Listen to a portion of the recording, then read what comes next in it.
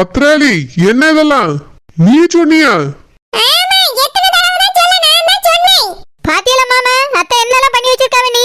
இவியலாலதான் என் குழந்தை தங்கச்சியா வர முடியல நிச்சயத்துக்கு. நீ வாய மூடு கோமரி.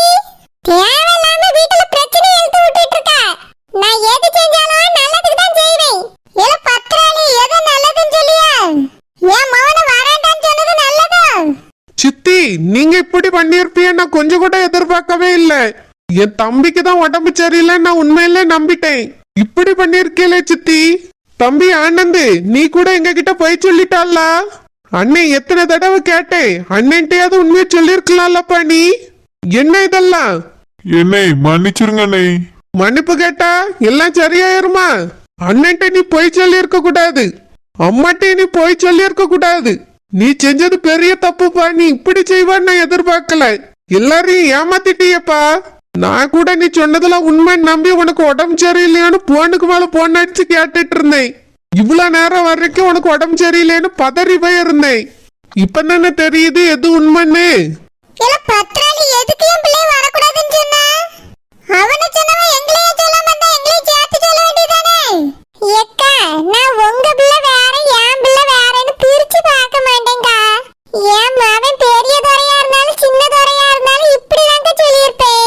அப்படின்னா அவனோட சொல்ல வேண்டியதானே, எதுக்கு ஆனந்தம் வரக்கூடாதுன்னு சொன்னா?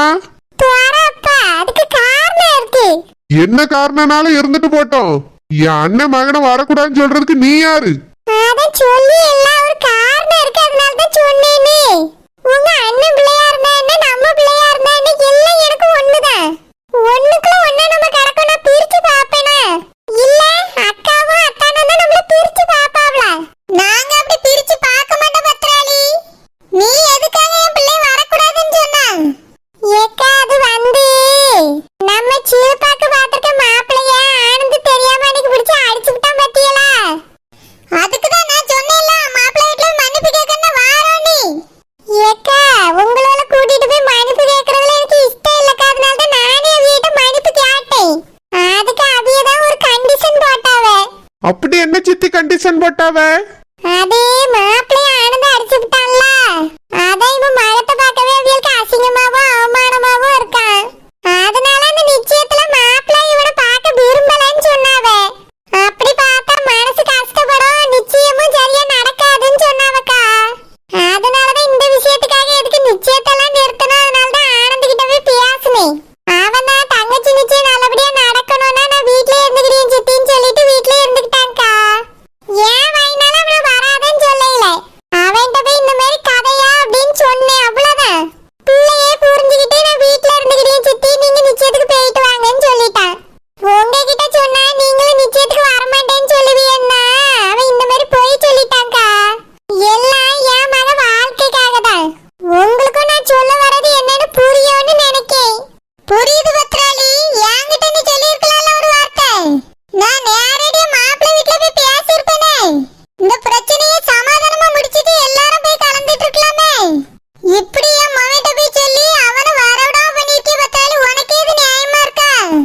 ஏக்கா எனக்கு என்ன செய்யறது ஏது செய்யறதுன்னே தெரியலக்கா. உங்ககிட்ட சொன்னா நீங்க வார்த்தை விடுவீன்னு நினைச்சிட்டேன்.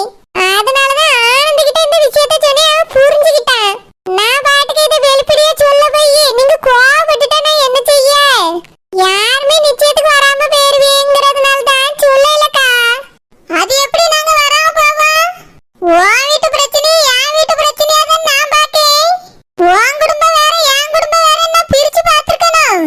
இந்த பிரச்சனையை என் வீட்டு பிரச்சனையா நினைச்சு நான் போய் பேசி பார்த்திருப்பேன்ல.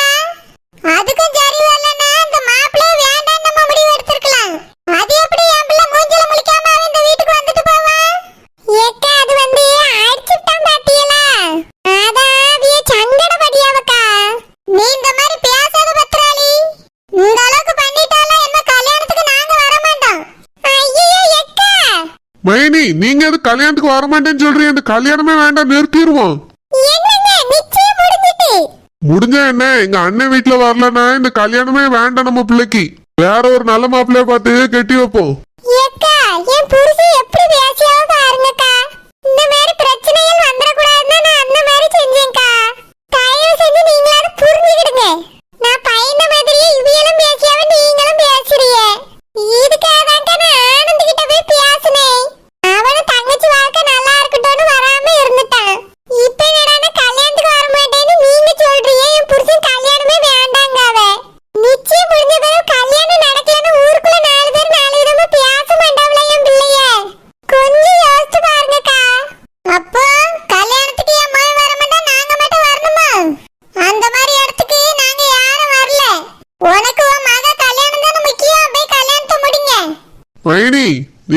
யாரும் வரலனா கல்யாணமே வேண்டாம், நான் நிறுத்திடுறேன்.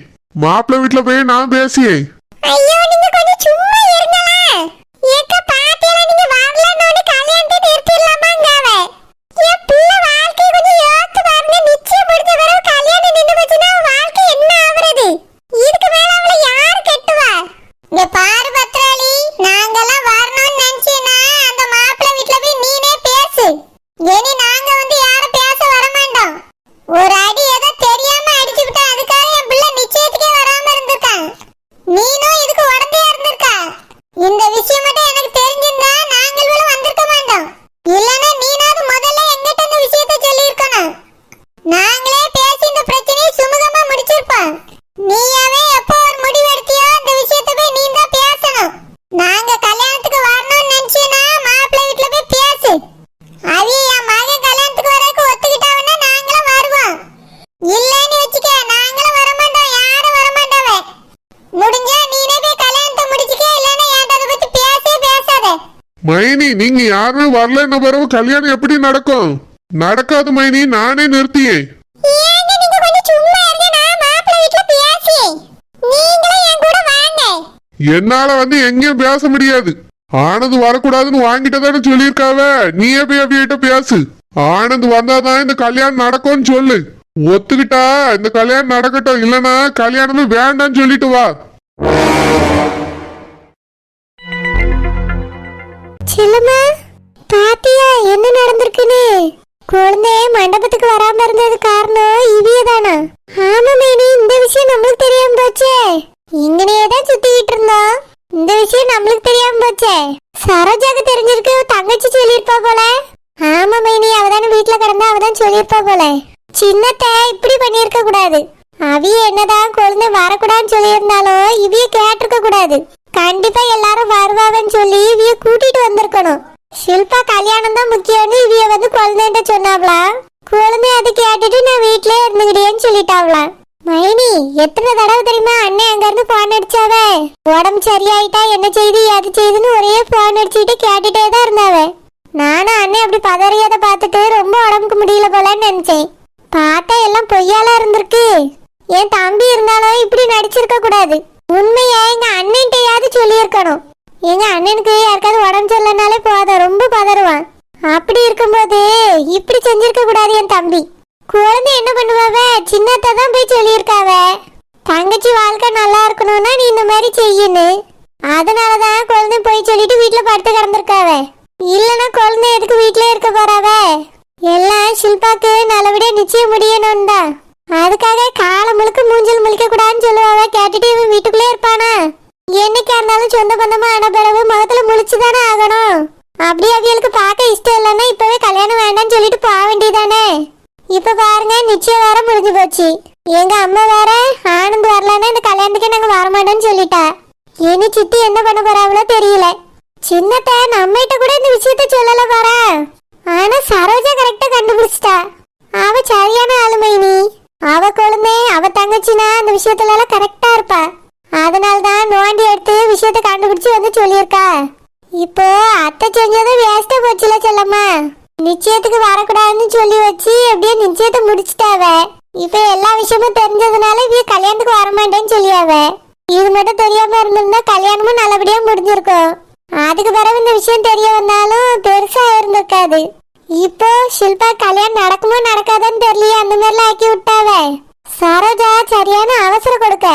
அவ தங்கச்சி புருஷன்னு எப்படி வந்து மாட்டி விட்டுட்டா பாரு. இனி ஷில்பா கல்யாணம் நடக்காது, வேறதான் மாப்பிள்ள பாக்கணும். ஐயோ பாவமேவா, கல்யாணமே வேண்டாங்கிட்டாங்கிற மாதிரி தான் பேசிக்கிட்டு தெரிஞ்சா. இந்த மாப்பிள்ளை பார்த்த பிறகுதான் அவளுக்கு கல்யாணம் பண்ணிக்கிடலானே ஆசை வந்துச்சு. இப்போ இது நின்று போச்சுன்னா ரொம்ப வருத்தப்படுவாள மேனி. அதான் சொல்லமா ஆனந்த குழந்தைய வாழ்க்கை நல்லா இருக்கணும்னு இப்படி பண்ணியிருக்காரு. சரி ஆனது ஆகி போச்சு. கல்யாணத்து வரைக்கும் இந்த உண்மையை மறைச்சிருந்தாலே அவ கல்யாணம் நல்லபடியா நடந்து முடிஞ்சிருக்கும். அதுக்கு பிறகு இந்த விஷயம் தெரிஞ்சிருந்தாலும் பெரிய விஷயமே ஆயிருக்காது. இப்போ இங்க வீட்டுல எல்லாருமே கல்யாணத்துக்கு வரமாட்டேன்னு சொல்லிட்டாவ. சின்ன மாமா என்னடானா கல்யாணத்தை நிறுத்திடலான்னு சொல்லியாவ. சின்னத்தை பேசுறேன்னு சொல்லியிருக்காவ. என்ன நடக்க போதோ தெரியல. என் தம்பி முதல்ல வீட்டுல எல்லாத்தையும் உண்மையை சொல்லியிருக்கணும். சொல்லியிருந்தா அவங்க வீட்டுல போய் பேசி இருந்திருக்கலாம். அழகா பேசி பார்த்துட்டு ஒத்து வந்திருந்தாங்கன்னா கல்யாணத்தை முடிச்சு கொடுத்துருக்கலாம். இல்லைன்னா வேண்டான்னு சொல்லி விலகி இருக்கலாம். இப்போ நிச்சயம் முடிஞ்சு போச்சு. கல்யாணம் நடக்குமோ நடக்காதோ தெரியல. குழப்பத்துல எல்லாம் வந்து நிக்குது. ஆனந்த் ஏன்னா இப்படி செஞ்சானோ? ஆனந்த் குழந்தை ரொம்ப நல்லவர் செல்லம்மா. யாருக்கும் எந்த கஷ்டமும் கொடுக்க கூடாதுன்னு நினைப்பாரு. அதனாலதான் இப்படி செஞ்சுட்டாரு. இப்ப இந்த விஷயத்த சொன்னது சாரோஜாவும் சாரோஜனியும் தான். அவ்வளவுதான் உண்மையை போட்டு உடைச்சு இந்த மாதிரி அவியல மாட்டி விட்டுட்டாவே. அதான் இவ்வளவு பிரச்சனைக்கு காரணம். இவ மட்டும் இப்ப சொல்லாம இருந்தா நல்லபடியா கல்யாணமே முடிஞ்சிருக்கும். இனி என்ன நடக்குமோ? மைனி, சரோஜா அம்மா நிச்சயத்துக்கு வரல பத்தியலா? ஆமா, கேட்டதுக்கு ஏதோ உடம்பு சரியில்லைன்னு சொன்னாலே. மைனி, அது உண்மையா இருக்கும் நீங்க நினைக்கிறீங்களோ? எனக்கு நம்பிக்கை இல்லை செல்லம்மா. எனக்கும் தான் மைனி, ஒரு துளி கூட அதுல எல்லாம் நம்பிக்கையே இல்லை. திடீர்னு எப்படி இன்னைக்கு மட்டும் உடம்பு சரியில்லாம போவோம்? அவிய நல்லாதான் இருக்காவே. சும்மாதான் உடம்பு சரியில்லைன்னு இவ்வளவு போய் சொல்லியாவேன்னு நினைக்கேன். ஆமா செல்லம்மா, இங்க வந்தா நம்ம அந்த நகை விஷயத்த பத்தி பேசிடுவோம்ல. அதுக்கு பயந்துகிட்டு தான் அந்த பொம்பளை உடம்பு சரியில்லைன்னு வீட்டுல படுத்து கிடக்கு. மைனி, அப்படின்னா கல்யாணத்துக்கும் வரமாட்டாவ்ளோ? தெரியலையே. நடக்கிற கூத்தெல்லாம் பார்த்தா இங்க கல்யாணம் நடக்குமானே தெரியல. அப்படியே நடந்தாலும் அவிய வரதும் கஷ்டமா தான் தெரியுது. இந்த விஷயத்த கேட்டே ஆகணுமே மைனி. செல்லம்மா, என்னைக்குனாலும் அவிய வந்துதானே ஆகணும். பொண்ணு இங்க தானே கட்டி கொடுத்துருக்காவே. வராமலேவா போயிருவாவே. பொறுமையா இரு, கண்டிப்பா ஒரு நாள் வருவாவே. அன்னைக்கு வச்சுக்கிடுவோம். இந்த சரோஜினி இப்படி பண்ணுவான்னு நான் நினைச்சு கூட பாக்கல. இவளை நம்பி நானும் உண்மையை சொன்னேன்ல, என்னையே தான் சொல்லணும். எனக்கே அசிங்கமா போச்சு. எங்க அண்ணன் கேட்காரு, ஒரு நாளும் ஒரு பொய் சொல்ல மாட்டியே, இப்படி ஏமாத்திருக்கேன்னு சொல்லி. எனக்கு அவமானமா போச்சு. இனி உண்மையிலே உடம்பு சரியில்லைனாலும் யார்ட்டையும் நான் உடம்பு சரியில்லைன்னு சொல்ல முடியுமா? இப்படி பண்ணிட்டாளே மாமா. சே, அந்த வார்த்தை சொல்லதுக்கு உனக்கு அசிங்கமா இல்ல? மாமா மாமா, உனக்கு யார் மாமா? மாமா. ஏய், சே, இவன்ட்ட நான் என்ன சொன்னேன்? யார்கிட்டயும் இந்த விஷயத்த போய் சொல்லிடாத, உன் மனசோட வச்சுக்கன்னு தானே சொன்னேன். உங்க அக்கா கிட்ட போய் சொல்லி உங்க அக்கா அங்க எல்லாத்தையும் சொல்லி விட்டாவே. மாமா, அது வந்து வாய மூடிட்டு பேரு. உன்ட்ட நான் எதையுமே கேட்க விரும்பல. என்கிட்ட பேசவும் பேசாத. இந்த வீட்டுல இருக்க விருப்பம் இல்ல. நீ கல்யாணம் பண்ணது விருப்பம் இல்லாம பண்ணேன்னா இப்போ இந்த வீட்டுல நல்லா சாப்பாடு கிடைக்குதுன்னு இங்கே செட்டில் ஆயிட்டியா? மாமா, அப்படிலாம் பேசாதங்க மாமா. உங்க அக்காட்ட போய் என்னத்தெல்லாம் சொல்லி வச்சா? நான் நடிச்சிட்டு கிடக்கேன்னு சொல்லியிருக்க, அப்படித்தானே? அவி என்னடானா மனசோட வைக்க தெரியாம எல்லாத்தையும் போய் சொல்லிட்டாவ. எங்க அண்ணன் என்னைய அசிங்கமா கேட்காரு. என் தம்பிக்கு உடம்பு சரியில்லையே, எங்க அண்ணன் மண்டபத்துக்கு போறதுக்கே மனசு இல்லாம இருந்தாரு. அங்க போயும் எனக்கு 1000 பவுன் போட்டிருக்காரு. இப்படி நடிச்சிருக்கேன்னு தெரிஞ்சா அவருக்கு எப்படி இருந்திருக்கோம்? என்னை ஒரு மனுஷனா கூட பார்க்கல அவரு. உன்னையால எனக்கு கேவலமாயி போச்சு. யார்ட்டையாவது என்ன தடவை அந்த மாதிரி உடம்பு சரியில்லைன்னு சொல்ல முடியுமா? மாமா, எங்க அக்கா கிட்ட ஷை, உங்க அக்கா கிட்ட போய் காரக்குழம்பு வச்சு கொடுத்தேன்னு சொல்லியிருக்கா. எங்க அண்ணிங்க இத்தனை வருஷம் சமைச்சிருக்காங்க. ஒரு நாள் குழந்தைனுக்கு நான் அதை செஞ்சு கொடுத்தேன் இதை செஞ்சு கொடுத்தேன்னு சொன்னது கிடையாது. ஒரு நாள் நீ சமைச்சு போட்டதுக்கு ஊரெல்லாம் என்னை அசிங்கப்படுத்தியிருக்கா. நீ கல்யாணத்துக்கு போய் தொலைன்னு சொன்னேன். அப்படியாவது போய் தொலைஞ்சியா? தேவையில்லாம என் மேல பாசம் இருக்க மாதிரி உன்னை பாத்துக்கிட்டே நீங்க இருந்துட்டு அசிங்கப்படுத்திருக்கா. உனக்கு என் மேல பாசம் இருக்கோ? எதுக்காக இந்த நடிப்பு?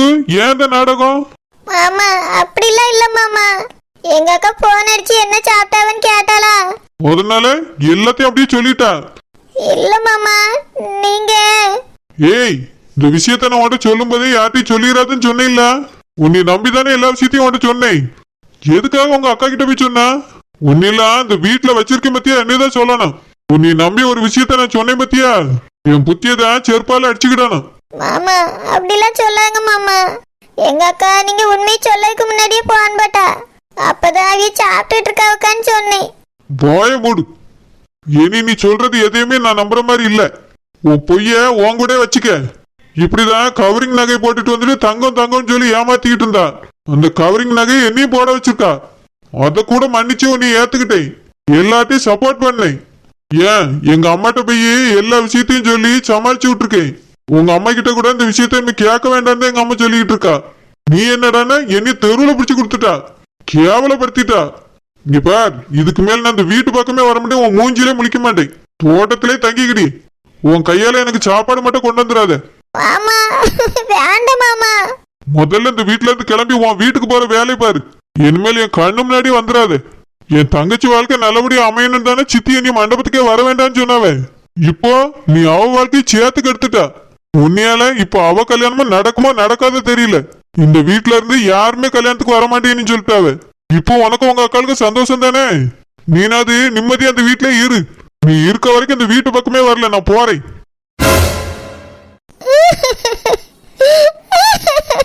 நான் என்ன தப்பு பண்ணேன்? எங்க அக்கா கிட்ட நான் ஒண்ணும் பெருசா உண்மையெல்லாம் சொல்லவே இல்லை. அவளே தான் எல்லாத்தையும் கண்டுபிடிச்சு எல்லாத்தையும் சொல்லியிருக்கா.